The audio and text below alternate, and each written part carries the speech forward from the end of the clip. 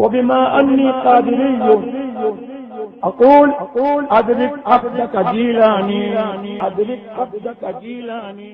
قابل صد احترام حضرات علماء اہل سنت، واجب التعظیم حضرات سادات کرام، جلسہ گاہ میں تشریف فرما میرے تمامی سنی بزرگوں، بھائیوں، ساتھیوں، عزیزوں، حضرت علامہ مولانا مفتی محمد اسلم صاحب، حضرت مفتی ذبیح اللہ صاحب، مفتی محمد فاضل صاحب، مولانا محمد رفیق صاحب، ناظم اجلاس، مساجد کے ائمہ کرام، مدارس کے مدرسین اعظام اور مداح رسول محب گرامی سید کیفی علی صاحب، جماعت رضائے مصطفیٰ کے جملہ اراکین حضرات، عہدیداران حضرات، السلام علیکم ورحمۃ اللہ تعالی وبرکاتہ. وعلیکم السلام ورحمۃ اللہ تعالی وبرکاتہ.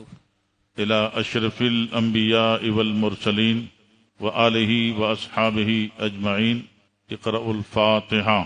ان اللہ وملائکتہ یصلون علی النبی یا ایہا الذین آمنوا صلوا علیہ وسلموا تسلیما. اللہم صلی علی سیدنا وشفیعنا ونبینا ومولانا محمد علی سیدنا ونبینا ومولانا محمد وآلہ واصحابہ اجمعین.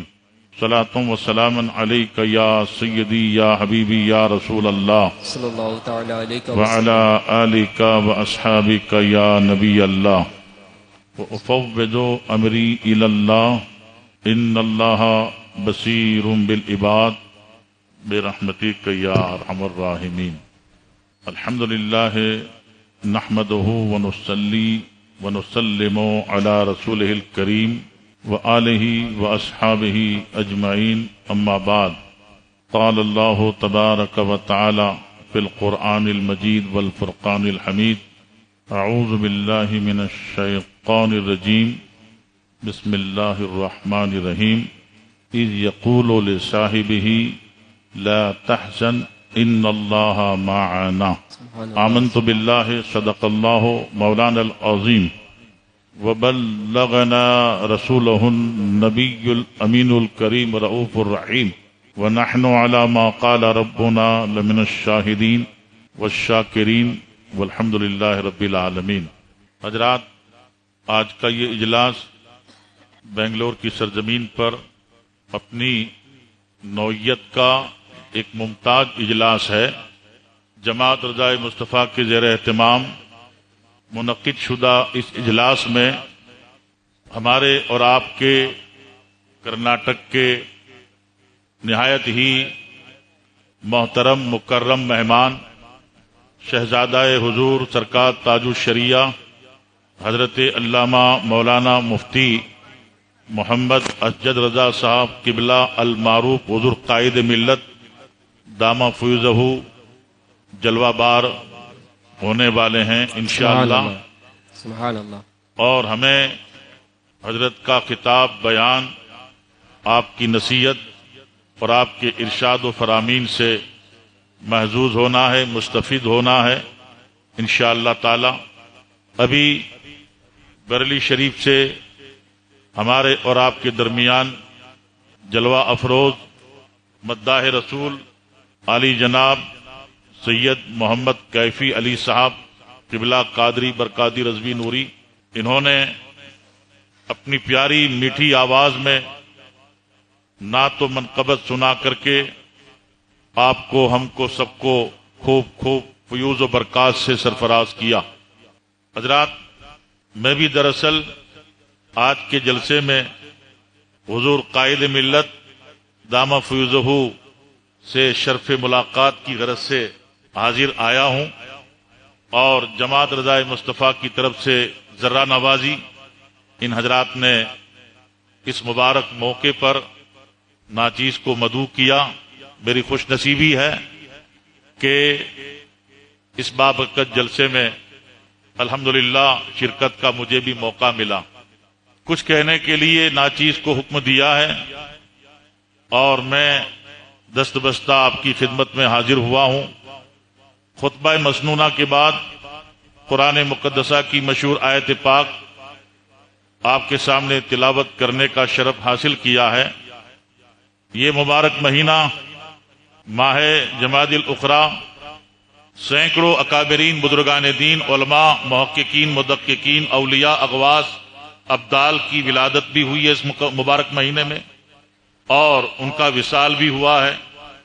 لیکن بطور خاص اس مہینے کا شرف یہ ہے، اس مہینے کی فیروز مندی اور بلند بختی یہ ہے کہ خلیفہ اول، سایہ مصطفیٰ، مایہ اصطفاء، سبحان اللہ، امیر المؤمنین حضور سیدنا ابو بکر صدیق رضی اللہ تبارک و تعالیٰ عنہ کا وصال مبارک اس مبارک مہینہ میں ہوا ہے۔ اسی نسبت سے حضرت سید کیفی علی صاحب قبلہ نے استاد زمن حضرت علامہ مولانا حسن رضا بریلوی علیہ رحمت رضوان کی پیش کردہ منقبت ہم کو اور آپ کو سنا کر کے فیضان ابو بکر صدیق سے سرفراز کیا۔ سبحان اللہ۔ تھوڑی دیر کے لیے میں بھی مطلوع آیت پاک کے تعلق سے کچھ عرض کرنے کی کوشش کروں گا۔ اللہ تبارک و تعالی صحیح اور درست کہنے کی توفیق عطا فرمائے، آمین آمین۔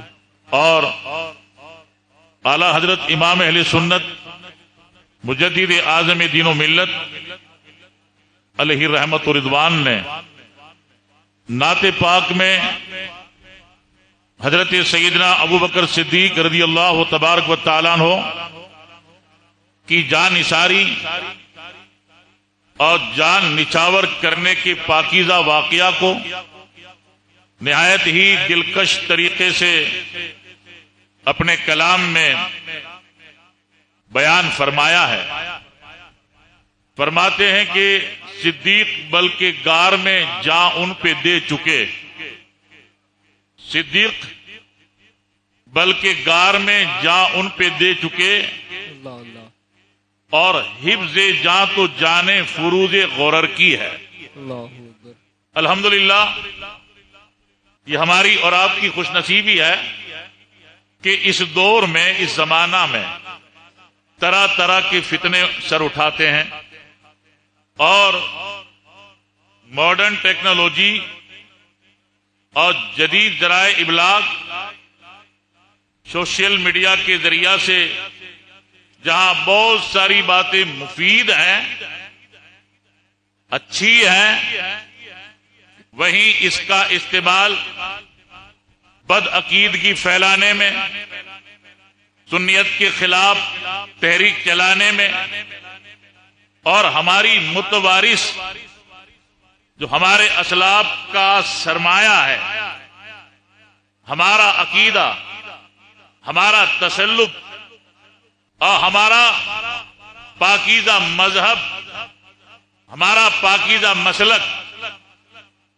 اس پر شب خون مارے جا رہے ہیں، اور ہر ممکن کوشش کی جا رہی ہے کہ اہل سنت والجماعت کے عقائد میں اور مسلک کے اہل سنت والجماعت میں خرابی پیدا کر دی جائے اور لوگوں کے ایمان کو تہس نہس کر دیا جائے۔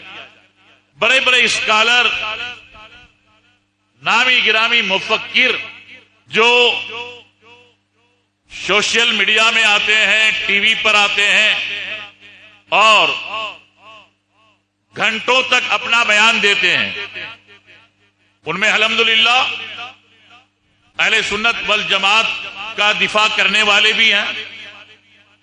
اعلی حضرت امام اہل سنت رضی اللہ تعالیٰ عنہ کے مسلک کی بھرپور نصرت و حمایت کرنے والے بھی ہیں، مگر ان لوگوں کی تعداد کم ہے، جبکہ شرازہ منتشر کرنے والوں کی تعداد زیادہ ہے، اور موجودہ حالات، موجودہ سچویشن ان کے لیے مفید ثابت ہو رہی ہے۔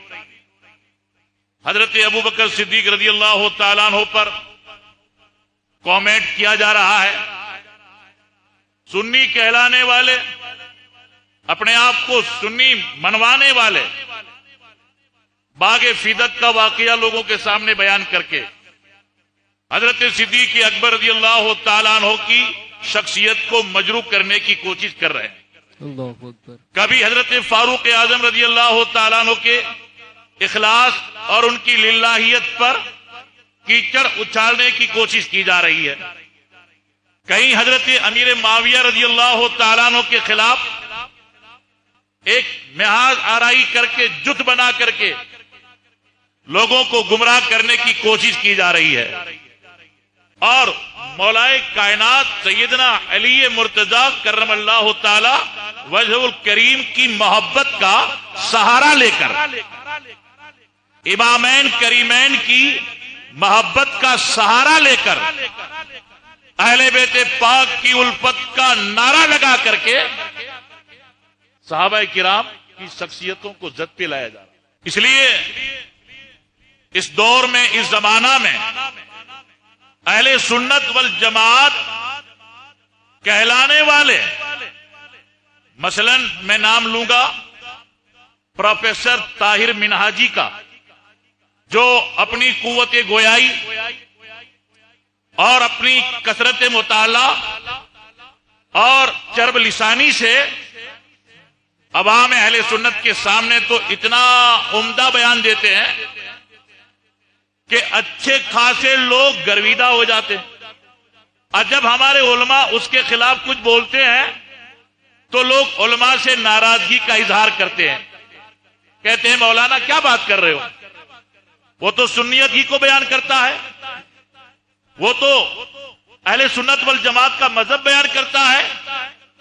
لوگوں سے کہیں گے کہ جناب شیعہ فرقہ، قادیانی فرقہ، وہابی کا فرقہ، دیوبندی فرقہ، غیر مقلد فرقہ، خارجی فرقہ، یہ سب کے سب باطل فرقہ ہیں اور سب کے سب سنیت سے باہر ہیں. اور یہ کیسے سنی کے نمائندہ، یہ کیسے سنی کے مبلغ جو سنیت کا بیان کریں اور ساتھ ساتھ باطلوں کو عزت دیں، باطلوں کا حوصلہ بڑھائیں، باطلوں کو نہ صرف کہ اپنے ساتھ بٹھائیں بلکہ اپنا بھائی کہے، اور نہ صرف بھائی کہے بلکہ ان کی اقتداء میں نماز پڑھنے کا اعلان کرے. اللہ اکبر. اللہ. اگر یہی سنیت ہے تو پھر سنیت کا حشر کیا ہوگا؟ اللہ اللہ. ہمارے علماء کرام یہاں تشریف فرما ہے، مفتیان ذویل احترام تشریف فرما ہے، اور قوم کے سربراہ حضرات بھی ہیں. ہماری نئی نسل کے جوان سال، حوصلہ مند اور پاکیزہ جذبہ رکھنے والے نو عمر ہمارے بھائی بچے بھی ہیں، اور مساجد کے اور مختلف سنی جماعتوں کے منتظم حضرات، متولیان حضرات اور سربراہ حضرات بھی ہیں. ہم ان سے گزارش کرتے ہیں کہ سنیت اس دور میں اگر واقعی طور پر آپ کو دیکھنا ہے، سنیت کا معیار دیکھنا ہے اور سنیت کو خالص سنیت کی صورت میں دیکھنا ہے تو وہ حضور اعلیٰ حضرت کے مسلک کے معیار میں جانچو.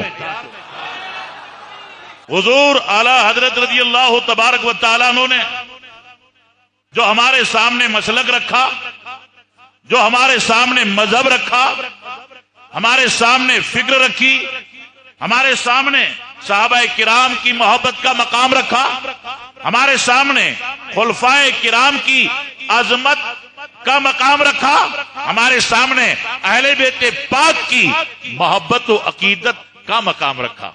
آپ دیکھیں گے کہ جو قرآن کا فیصلہ ہے، جو حدیث پاک کا فیصلہ ہے، جس پر خلفاء و صحابہ و اہل بیت پاک کا اجماع ہے، ائمہ مجتہدین کا جس پر اتفاق ہے، اور ہمارے اکابرین اسلاف نے جس کو پسند کیا ہے، وہی اتنے مجموعہ اعلیٰ حضرت نے پیش کیا ہے. سبحان اللہ سبحان اللہ.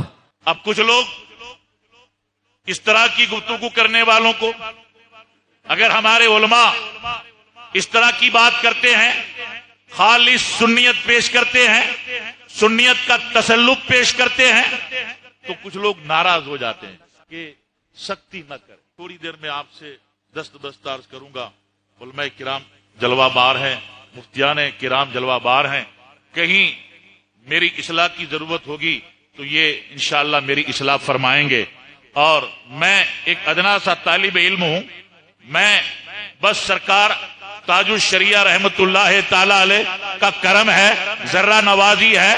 سید ہونے کی حیثیت سے لوگ عزت کی نظر سے دیکھتے ہیں, اور عالم کا مجھے دعویٰ نہیں, مگر جو نظر عنایت سرکار تاج الشریعہ نے اس حقیر پہ ڈال دی. حضرات, میں ایک کیا تاج الشریعہ رحمت اللہ تعالی علیہ کے دریائے کرم کا تو یہ عالم ہے کہ یوروپ میں گئے تو ہم جیسے سینکڑوں کو نوازا, افریقہ میں گئے تو ہم جیسے ہزاروں کو نوازا, عرب میں گئے, عجم میں گئے, جہاں جہاں گئے ایسا نوازا کہ ذروں کو تارا بنا دیا, سبحان اللہ سبحان اللہ, قطرے کو دریا بنا دیا.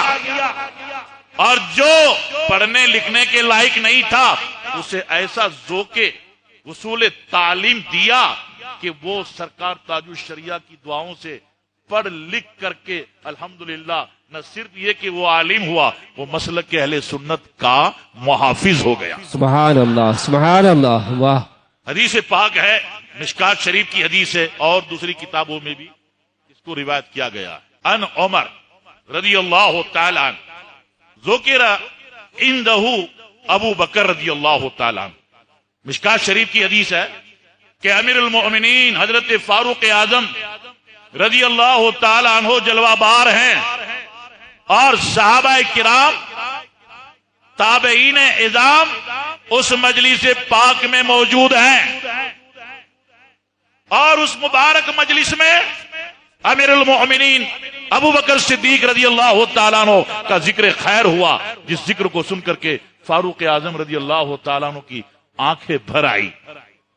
فبکا عمر رضی اللہ تعالیٰ, فاروق اعظم رضی اللہ تعالیٰ عنہ کی آنکھیں اشک آلود ہو گئی, آپ رونے لگے. ذرا خیال تو کیجئے, سوچئے تو صحیح, کون فاروق اعظم جن کے تعلق سے ہمارے آقا سید دو عالم صلی اللہ علیہ وسلم فرماتے ہیں کہ عمر جس راستے سے گزرتا ہے شیطان وہ راستہ نہیں لیتا, وہاں سے راہ فرار اختیار کرتا. اور ہمارے آقا صلی اللہ علیہ وسلم فرماتے ہیں اگر میرے بعد بھی سلسلہ نبوت جاری ہوتا تو عمر ضرور نبی بنائے جاتے. سبحان اللہ سبحان اللہ.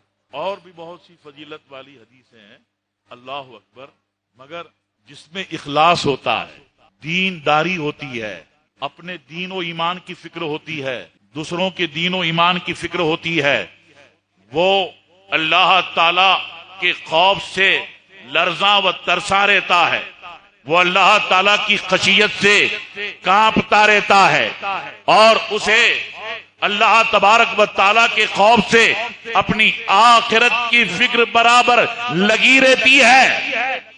فاروق اعظم رضی اللہ تعالیٰ عنہ جب حضرت صدیق اکبر رضی اللہ تعالیٰ عنہ کا ذکر خیر ہوا تو ان کی آنکھوں میں آنسو آ گئے. اللہ اکبر. صحابہ کرام رضوان اللہ تعالیٰ علیہ مجمعین کے تعلق سے بہت سی حدیثیں آئی ہیں کہ ان کی مجلسوں میں کسی نہ کسی صحابی کا ذکر ہوا, کبھی اللہ کے نبی صلی اللہ علیہ وسلم کا ذکر ہوا, ذکر خیر ہوتا رہتا تھا, اور ان کی دینداری کو بیان کرتے رہتے تھے, اور اس سے وہ خود استفادہ حاصل کرتے تھے.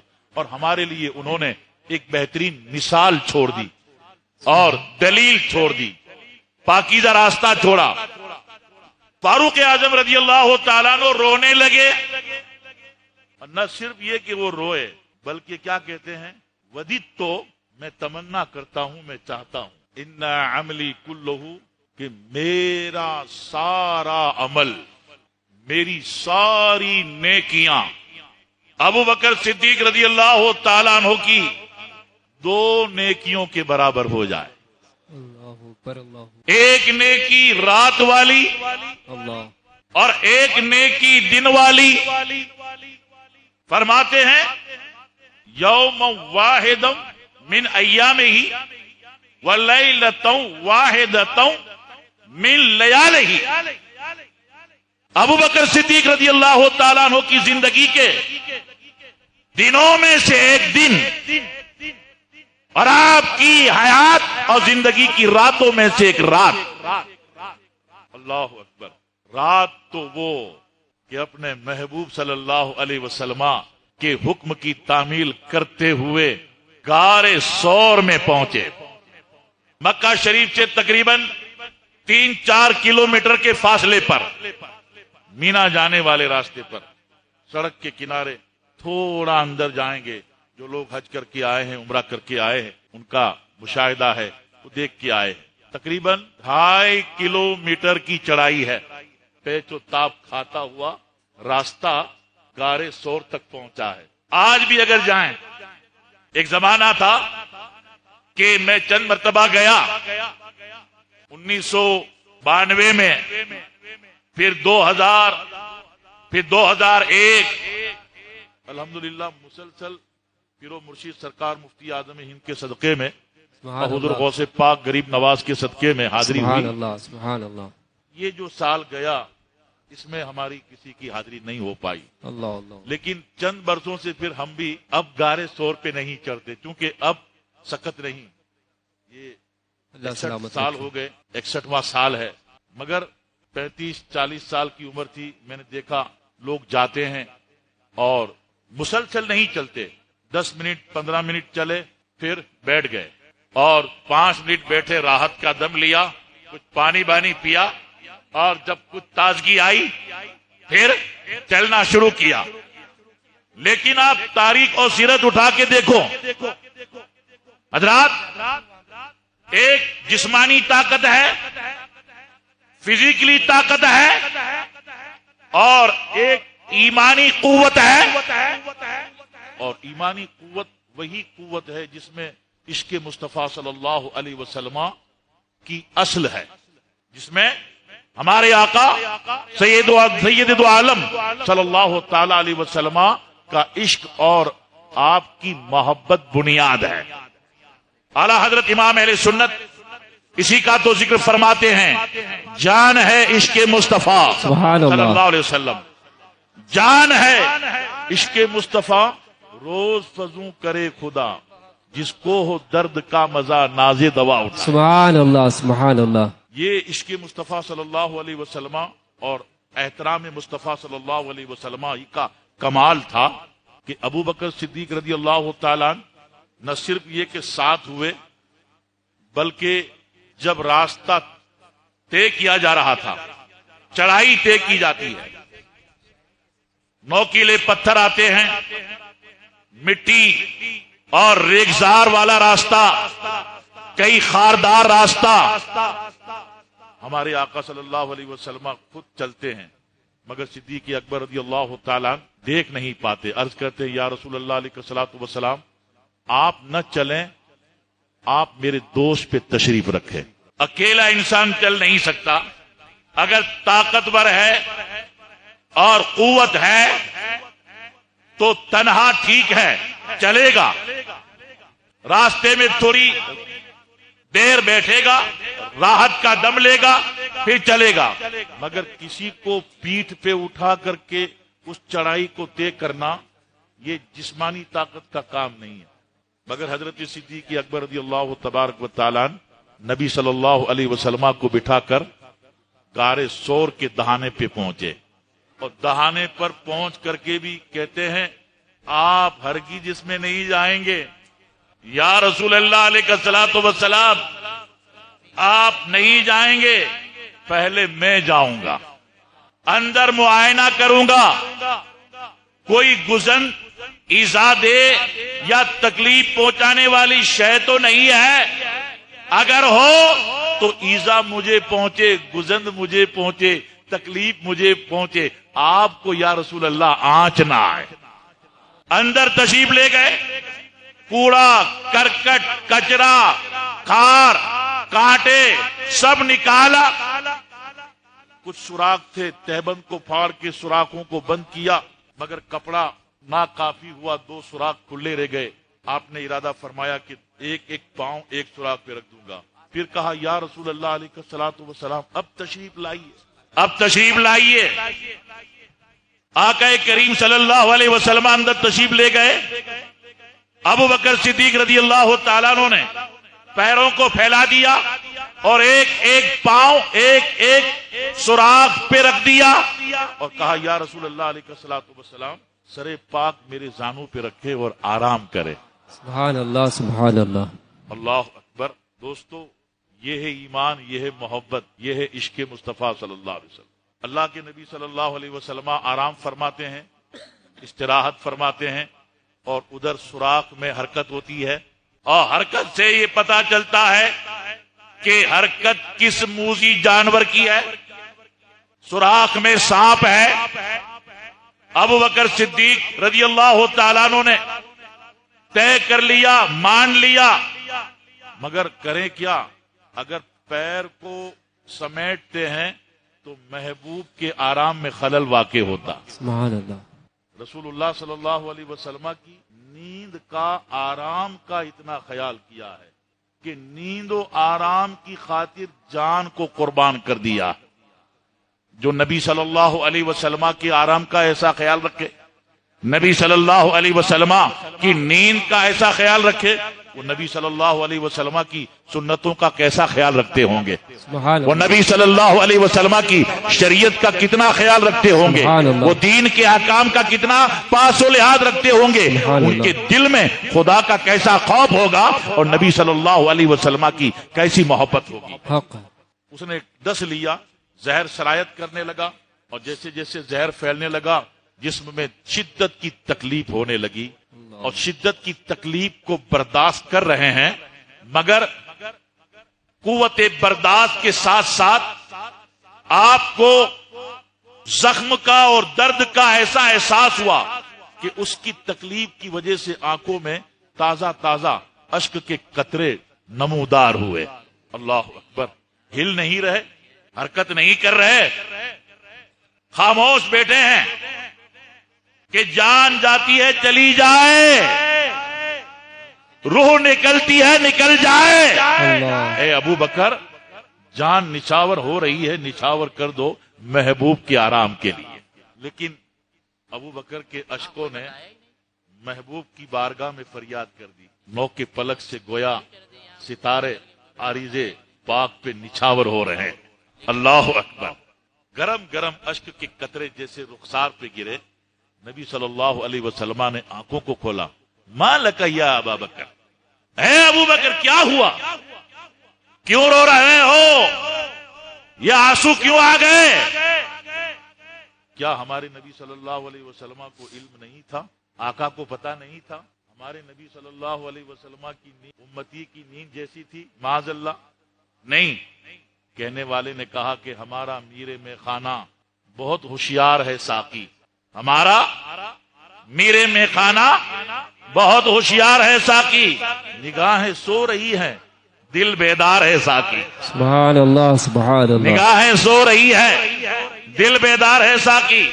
مگر مشیت تھی کہ محبوب امتحان ہے تمہارے عاشق کا، امتحان کے مرحلے سے گزر رہا ہے، تم چپ رہو گے.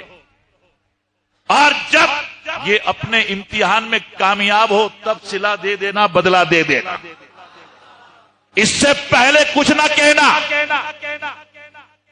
اعلیٰ حضرت امام علیہ سنت رضی اللہ تعالیٰ عنہ فرماتے ہیں سر عرش پر ہے تیری گزر، سبحان اللہ، دل فرش پر ہے تیری نظر، سبحان اللہ، سر عرش پر ہے تیری گزر، دل فرش پر ہے تیری نظر، ملکوت و ملک میں کوئی شے وہ نہیں جو تجھ پہ آیا نہیں. سبحان اللہ سبحان اللہ. شب معراج ایک صحابی حضرت معیم بن عبداللہ نحام، انہیں تکلیف تھی، شدت تھی، عارضہ تھا کھانسنے کا.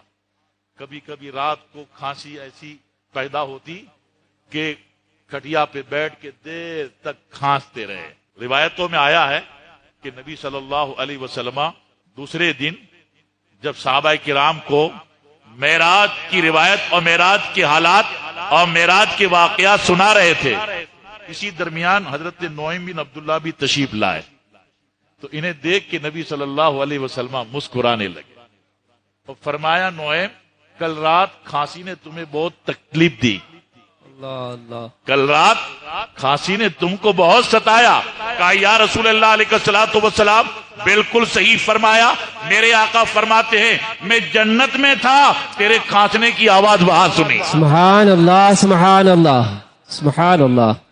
اب حضرات سوچئے، جو آقا، جو رؤوف و رحیم، جو مالک و مختار جنت میں غلاموں کے کھانسنے کی آواز سنے، اللہ اللہ، اب کہنے دو جو نبی جنت کی بہاروں میں غلام کے کھانسنے کی آواز سنے، وہ گنبد خضرا میں غلام کی پکار کو نہ سنے، سلام کو نہ سنے، استغاثہ کو نہ سنے، فریاد کو نہ سنے، ضرور سنتے ہیں۔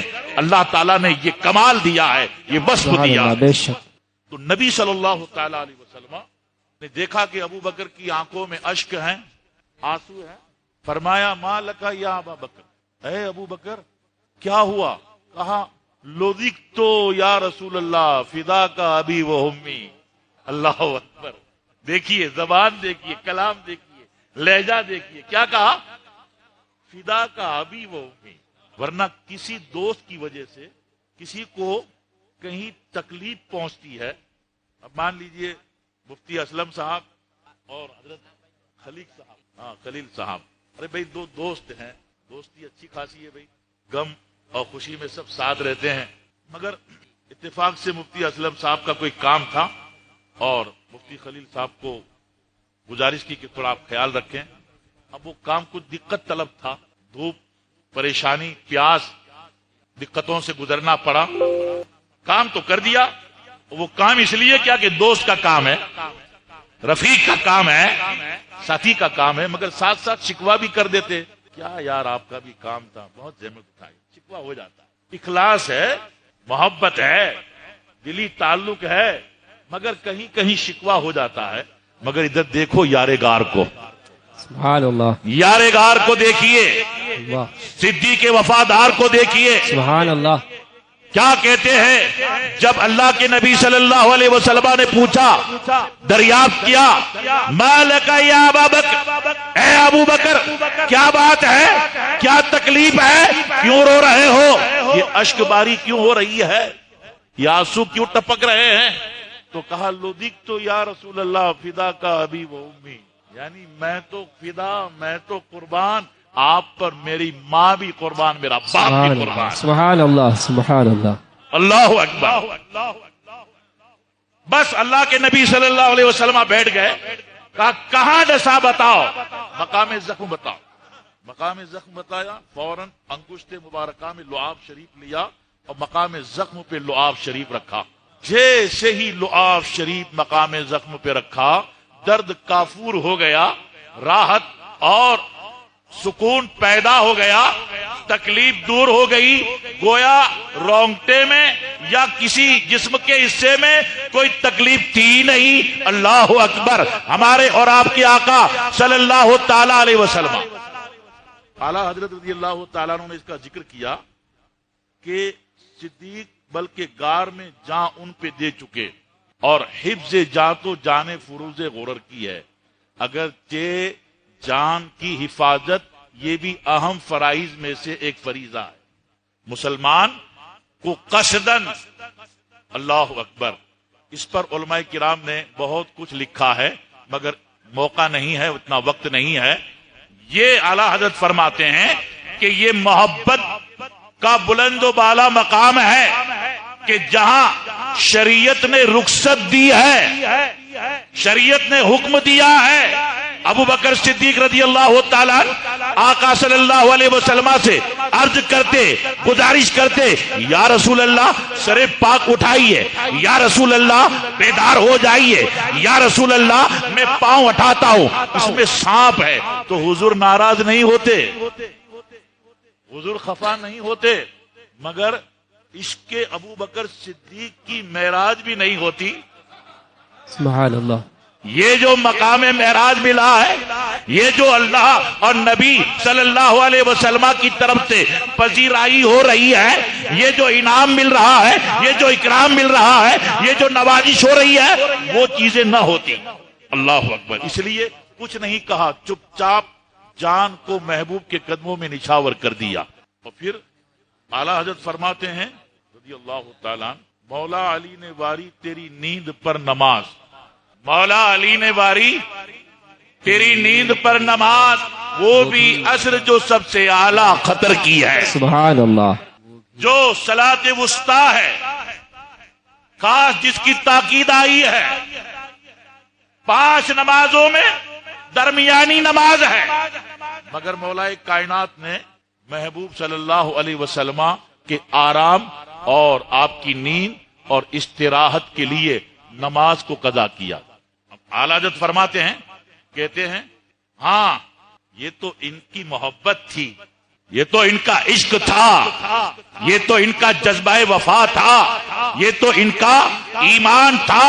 یا رسول اللہ علیہ الصلوۃ والسلام، غلامی کا حق ادا کیا انہوں نے، عشق کا حق ادا کیا انہوں نے۔ ادھر غار سور میں ابو بکر صدیق نے آپ کی محبت میں بے خود ہو کر کے جان نچھاور کر دی، اور مقام صحابہ میں علی نے آپ کی محبت میں بے خود ہو کر کے نماز کو قضا کر دیا۔ پھر اعلیٰ حضرت فرماتے ہیں ہاں، یہ ہاں کہہ کر کے اعلیٰ حضرت فرماتے ہیں ہاں، یعنی یہ ان کی باری تھی، یہ ان کا کام تھا، یہ ان کی محبت تھی، مگر یا رسول اللہ یہ آپ کے دریائے کرم کا جوش ہے، یہ آپ کا اختیار ہے، یہ آپ کی عطا ہے، یہ آپ کی مہربانی ہے، انہوں نے جو کرنا تھا کر دیا۔ ہاں تو نے ان کو جان، انہیں پھیر دی نماز۔ اللہ، یا رسول اللہ علیہ الصلوۃ والسلام، ہاں تو نے ان کو جان، انہیں پھیر دی نماز، پر وہ تو کر چکے تھے جو کرنی بشر کی ہے۔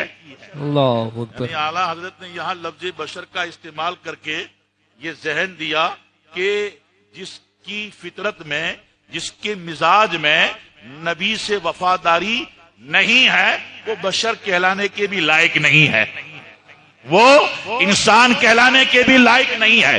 بشر اور آبروئے بشریت، وقار اور وقار آدمیت تو اس میں ہے کہ وہ رسول پاک صلی اللہ علیہ وسلم سے وفا کرے، محبت کرے، اور کمال عشق سے نبی صلی اللہ علیہ وسلم کے ساتھ اپنا غلامانہ نیاز مندانہ سلسلہ جاری رکھے۔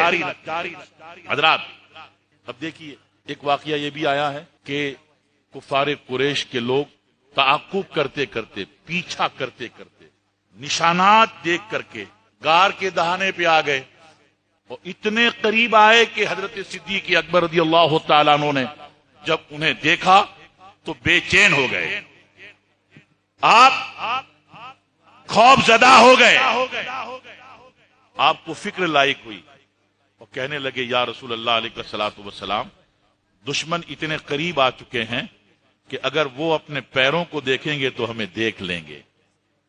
تو اللہ کے نبی صلی اللہ علیہ وسلم کے چہرے پہ طمانیت کا پہرا، کوئی ڈر نہیں، کوئی خوف نہیں، کوئی فکر نہیں، مکمل اللہ تعالی کے قول پر کمال اعتماد۔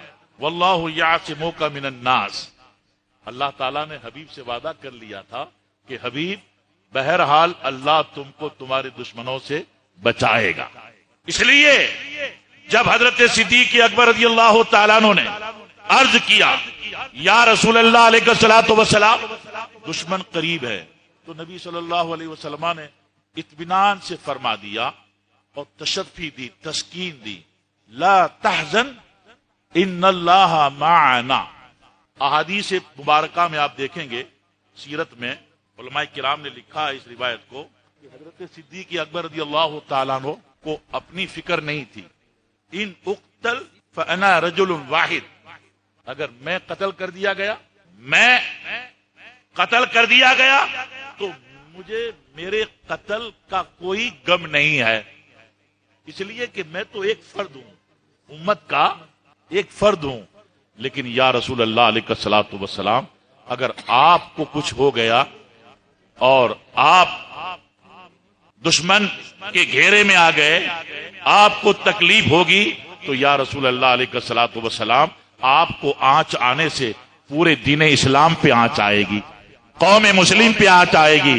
اس لیے حضرت صدیق اکبر رضی اللہ تعالی کہتے ہیں یا رسول اللہ علیہ الصلوۃ والسلام یہ جو ڈر ہے، یہ جو خوف ہے، یہ جو فکر ہے، یہ جو گھبراہٹ ہے، یہ اس لیے نہیں کہ مجھے میری جان کی پرواہ ہے، مجھے میری جان عزیز ہے، مجھے بچنا ہے، نہیں یا رسول اللہ یہ جو کچھ ہے آپ کے لیے، آپ کی غلامی کی وفاداری کا یہ جذبہ ہے۔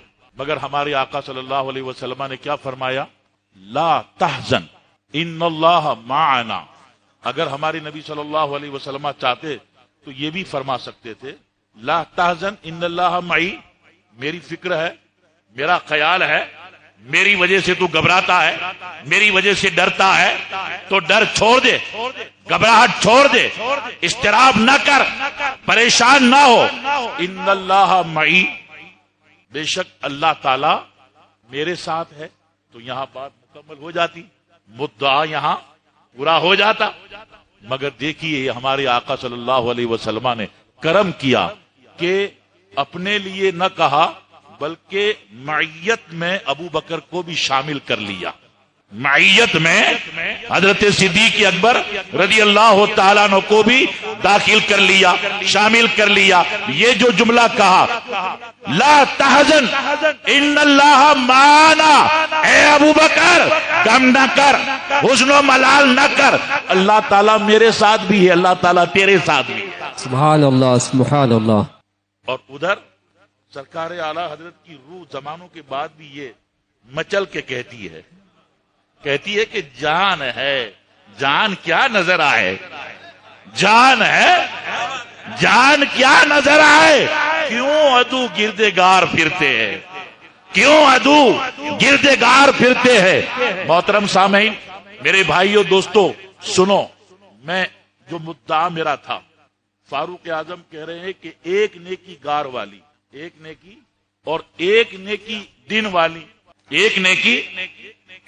فاروق اعظم رضی اللہ تعالیٰ عنہ فرماتے ہیں کہ جب رسول اللہ صلی اللہ علیہ وسلم کا وصال مبارک ہو گیا، آپ ہماری ظاہری نظروں سے پردہ فرما گئے، اور عرب قبائل میں، دیہاتوں میں ارتداد پھیل گیا، اور کچھ لوگ ایسے تھے کہ جنہوں نے نماز پڑھنے کا تو اقرار کیا، ہم نماز پڑھیں گے، ہم روزہ رکھیں گے، ہم امامہ پہنیں گے، ہم داڑھی رکھیں گے، ہم اسلامی وضاقتہ میں رہیں گے، ہم اسلامی معاشرہ میں رہیں گے، زکوٰۃ نہیں دیں گے۔ اللہ اللہ، یعنی ضروریات دین کا انکار، رکن اسلام کا انکار، فریضہ اسلامیہ کا انکار۔ تو وہ حالات کیسے تھے کہ جیش اسامہ رخصت ہمارے نبی صلی اللہ علیہ وسلم نے فرمایا تھا، اور ایک طرف مسیلمہ کذاب اپنی پوری جمعیت کے ساتھ دعوی نبوت کر چکا تھا، اور ایسے حالات میں اسلام کا تحفظ کرنا اور دشمنوں سے محاذ آرائی کرنا بڑا نازک مسئلہ تھا، اور اس کی نزاکت فاروق اعظم، مولا کائنات اور دیگر صحابہ کرام کے ذہن و فکر میں تھی۔ مگر حضرات ابو بکر صدیق رضی اللہ تعالیٰ عنہ نے کیا فرمایا کہ اگر ایک رسی، اقال کے ایک معنی بکری کا بچہ بھی ہوتا ہے، کہ یعنی کم از کم اقل قلیل کوئی رسی کا ٹکڑا آتا ہو اور نہ دیا جائے، یا بکری کا بچہ زکوٰۃ میں فرض ہو اور نہ دے تو میں قتال کروں گا، اللہ اللہ، جہاد کروں گا۔ اب اس جوش کو، اس ولولہ کو دیکھ کر فاروق اعظم جیسی شخصیت کیا کہتی ہے، اے ابو بکر نرمی کیجئے، لوگوں سے موافقت کیجئے، اتنا سخت قدم نہ اٹھائی. وہ تو ان کا اجتہاد تھا. کیا تھا؟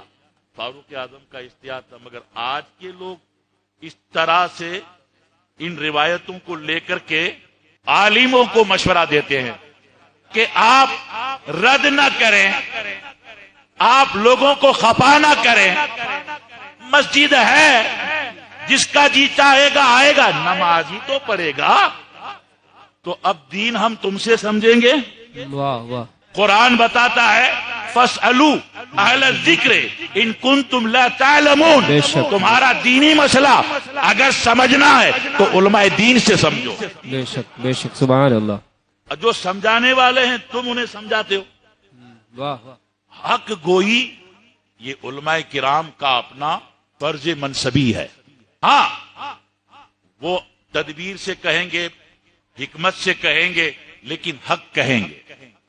جہاں ایمان کا مسئلہ ہوگا, عقیدے کا مسئلہ ہوگا, دین کا مسئلہ ہوگا, نبی صلی اللہ علیہ وسلم کی محبت کا سوال ہوگا, خلفائے راشدین کی عظمت کا سوال ہوگا, صحابہ کرام کی عظمت کا سوال ہوگا, اہل بیت پاک کی عظمت کا سوال ہوگا, کسی دینی امر کا مسئلہ ہوگا, تو علماء ان کے دل میں علم دین ہے.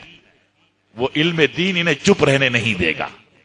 اس لیے جو اس زمانے میں اس طرح کی باتیں کرتے ہیں, ہم ان کو یہ روایت سناتے ہیں کہ وہ سچویشن ایسی تھی کہ آج تک ایسی سچویشن اسلام پہ نہیں آئی. آج تک ایسی سچویشن اسلام پہ نہیں آئی.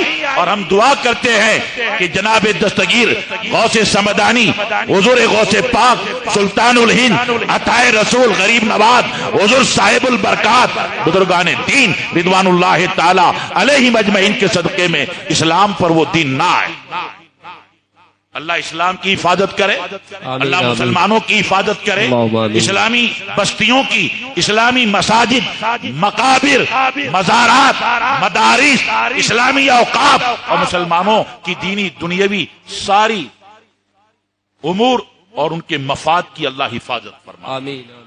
تو وہ مشورہ دینے والے فاروق اعظم تھے رضی اللہ تعالی. کیا کہا؟ اے امیر المومنین, نرمی کیجئے اور لوگوں سے موافقت کیجئے. تو امیر المومنین جلال میں آ گئے. کہا اجبار فی الجاہلیہ وخوار فی الاسلام. اے عمر, جب اسلام نہیں لائے تھے تو بہت طاقتور تھے, بہت بلبلہ تھا, بہت جوش تھا. کیا ہوا؟ اسلام لانے کے بعد نرم ہو گئے؟ نہیں. اے عمر سنو, دین کامل ہو گیا, وحی کا سلسلہ منقطع ہو گیا. اینقص وانا حی. اللہ اللہ. لب و لہجہ دیکھیے. انا کہا کہ جب حق ایک کے ساتھ ہو تو وہ ایک بھی سواد اعظم ہو سکتا ہے. جب حق حضور تاج الشریعہ کے خلاف طرح طرح سے آوازیں اٹھی تھی. تاج الشریعہ علیہ رحمت رضوان کے خلاف. ہندوستان تو ہندوستان, جب حج کرنے گئے تھے وہاں بھی گھیر لیا, اور گھیرا ہی نہیں, اٹھا کے لے گئے حراست میں.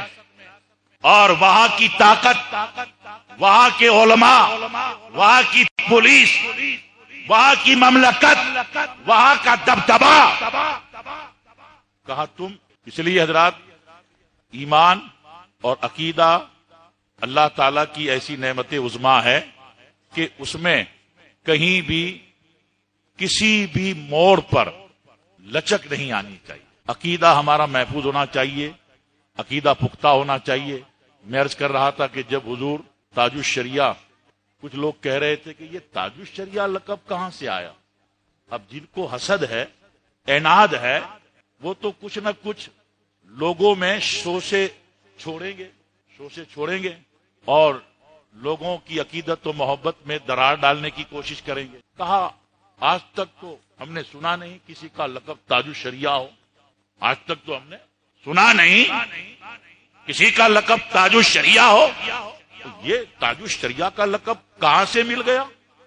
ہم یہ کہتے کہ میاں تم تو ایسا لگتا ہے کہ پوری دنیا کی اسلامی تاریخ پڑھ کے بیٹھے ہو، حالانکہ علم سے تمہیں کوئی نسبت نہیں، کبھی مدرسہ میں گئے نہیں، استاد گرامی کی خدمت میں زانو ادب طے نہیں کیے، ابھی کوئی کتاب پڑھی نہیں ہے، بس یہ ہے کہ جو آتا ہے بول دیتے ہیں۔ انہیں پتہ نہیں ہے کہ سن ہجری 7ویں میں بخارا کی سرزمین پر ایک ایسے جید عالم ہوئے تھے، ان کا نام حضرت امام شیخ جمال الدین ابن ابراہیم محبوبی عبادی بخاری رحمت اللہ تعالی علیہ۔ سبحان اللہ۔ ان کا لقب ثانی امام اعظم تھا۔ سبحان اللہ۔ کیا تھا؟ ثانی امام اعظم۔ ثانی امام اعظم۔ اور ان کے لگتے جگر حضرت علامہ امام شمس الدین احمد، ان کا لقب تھا صدر الشریعہ اول۔ سبحان اللہ۔ واہ۔ صدر الشریعہ اول اور ثانی امام محمد۔ سبحان صدر اللہ۔ الشریعہ اول اور ثانی امام محمد۔ پھر علامہ امام شمس الدین احمد کے صاحبزادے امام محمود، ان کا لقب تھا تاج الشریعہ۔ سبحان اللہ۔ امام محمود کا لقب تھا تاج الشریعہ، اور امام محمود کے لگتے جگر الشاہ علامہ عبید اللہ۔ اللہ اس لب کی لاج رکھ لے، آمین آمین اللہم آمین۔ اور اس نام کے لوگ با اسم با مسمہ ہو جاوے۔ ان کے لڑکے مسعود، یعنی امام محمود کے لڑکے امام مسعود، اور امام مسعود کے لڑکے امام عبید اللہ، یہ صدر الشریعہ ثانی ہوئے۔ سبحان اللہ۔ کیا ہوئے؟ شریعہ ثانی۔ اور بخارا کے جس علاقے میں یہ پورا خاندان مدفون ہے، اس کا نام بھی مقبرہ شرع آباد۔ واہ۔ مقبرہ یعنی زندگی میں تو اپنے مدرسہ میں، اپنی خانقاہ میں، اپنے حلقہ میں، اپنے علاقے میں شریعت کے خلاف کہیں کسی کو پنپنے نہیں دیا، ہمیشہ اٹل رہے، مگر جہاں مدفون ہوئے وہاں بھی کسی کو غیر شریک حرکت کرنے کا موقع آج تک نہیں ملا، تو علماء نے نام ہی رکھ دیا مقبرہ شرع آباد۔ اس طرح کے خاندان بہت ہیں ہندوستان میں، دنیا میں، اور حضور اعلیٰ حضرت رضی اللہ تعالیٰ عنہ کے خاندان کو دیکھیے۔ سبحان اللہ۔ علامہ امام رضا علی خان صاحب قبلہ، سبحان اللہ۔ جنہوں نے بریلی شریف میں دارالافتاء کی بنیاد رکھی۔ جب انگریزوں نے قبضہ کر لیا تھا روہیل کھنڈ پر اور ایک دارالافتاء مسلمانوں کا بند ہو گیا، تو حضرت امام رضا علی رضی اللہ تعالیٰ عنہ کی غیرت ایمانی نے گوارا نہیں کیا، آپ نے اپنی طرف سے دارالافتاء کی بنیاد رکھی، اور زمانوں تک آپ نے فتاوی دیے، اور جب آپ قریب مرگ ہوئے تو موت سے پہلے ہی اپنا نائب بنا لیا تھا، اپنا سجادہ بنا لیا تھا حضور علامہ نقی علی خان صاحب رحمت اللہ تعالی علیہ، جنہوں نے کئی ایک کتابیں لکھی، ہزاروں فتاوی دیے، اور امام نقی علی دنیا سے پردہ کرے اس سے پہلے اپنے شہزادہ کو بنا لیا، ایسا بنا لیا، ایسا بنا لیا کہ اللہ اللہ جس کے فتووں نے، ماشاءاللہ جتنی دنیا میں فتاوی کی کتابیں ہیں، کل ملا کے 15-20 بڑی بڑی کتابیں ہیں، ان کو ایک طرف رکھو اور بیچ میں فتاوی رضویہ شریف کو رکھو۔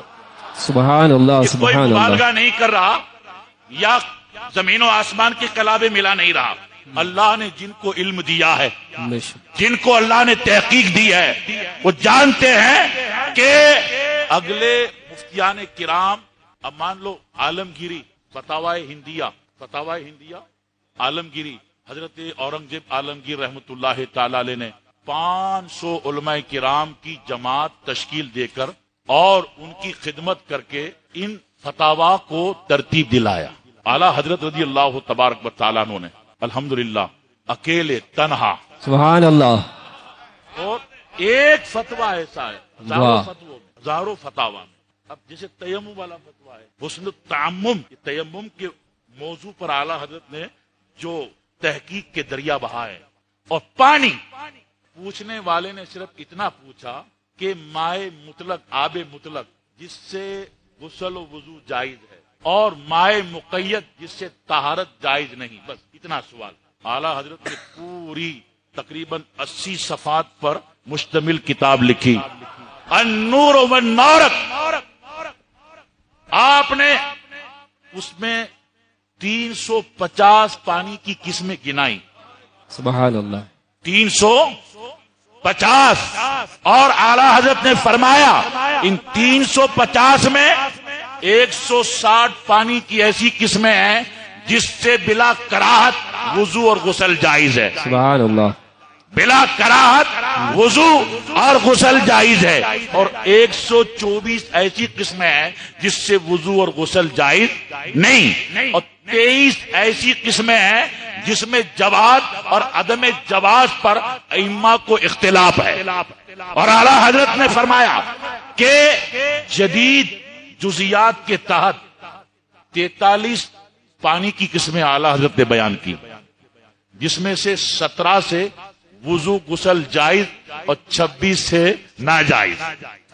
ایک کتاب پانی کے موضوع پر، اور اسی کتاب میں ایک سوال ہے، انشاءاللہ بہت جلد حضرت تشریف لانے والے ہیں، اور میں آپ کو ماشاءاللہ، اللہ اکبر، یا رسول اللہ، یا رسول اللہ، صلی اللہ علیہ وسلم، زندہ باد، زندہ آباد، زندہ آباد، زندہ آباد، سبحان اللہ۔ ایک سوال یہ بھی کیا گیا ہے کہ زمزم کوثر سے افضل ہے یا کوثر زمزم سے افضل ہے، اللہ اکبر، اس کا بھی اعلیٰ، لیکن اعلیٰ حضرت کی ایک خوبی ہے، فتویٰ، یہ مفتیان کرام یہاں جلوہ بار ہیں، تفقہ سے جن کو ماشاءاللہ اللہ نے نوازا ہے، وہی لوگ جانتے ہیں کہ فتویٰ کیا ہے۔ فتاوی میں محبت، نظم، حسن تغزل اور تعریف کا پہلو،